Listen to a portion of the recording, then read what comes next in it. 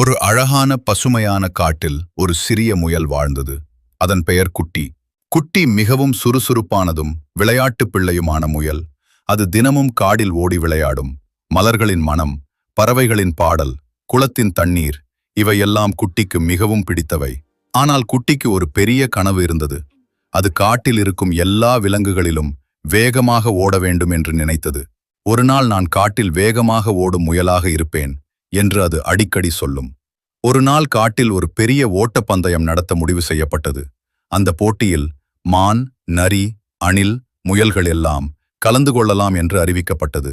குட்டி இந்த செய்தியை கேட்டதும் மிகவும் மகிழ்ச்சி அடைந்தது. இதுதான் எனக்கு நல்ல வாய்ப்பு என்று அது நினைத்தது. ஆனால் சில விலங்குகள் அதை பார்த்து சிரித்தன. நீ மிகவும் சின்ன முயல், இந்த பெரிய போட்டியில் நீ எப்படி ஜெயிப்பாய் என்று நரி கேட்டது. குட்டி கொஞ்சம் வருந்தினாலும் மனமுடையவில்லை. அது தினமும் காலை எழுந்து ஓட பயிற்சி செய்ய ஆரம்பித்தது. சில நேரம் அது விழுந்தது, சில நேரம் அது சோர்ந்து போனது. ஆனால் அது முயற்சியை நிறுத்தவில்லை. நான் முயற்சி செய்தால் கண்டிப்பாக முன்னேறுவேன் என்று அது தன்னிடம் சொன்னது. போட்டி நாள் வந்தது.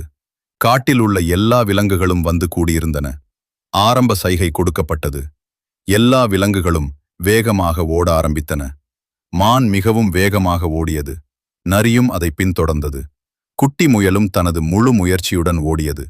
பாதியில் ஒரு சிறிய கல்லில் அது தடுமாறி விழுந்தது. ஆனால் உடனே எழுந்து மீண்டும் ஓட ஆரம்பித்தது. மெல்ல மெல்ல அது வேகத்தை அதிகரித்தது. கடைசி கட்டத்தில் அது மிகவும் வேகமாக ஓடியது. அனைவரும் ஆச்சரியப்பட்டனர்.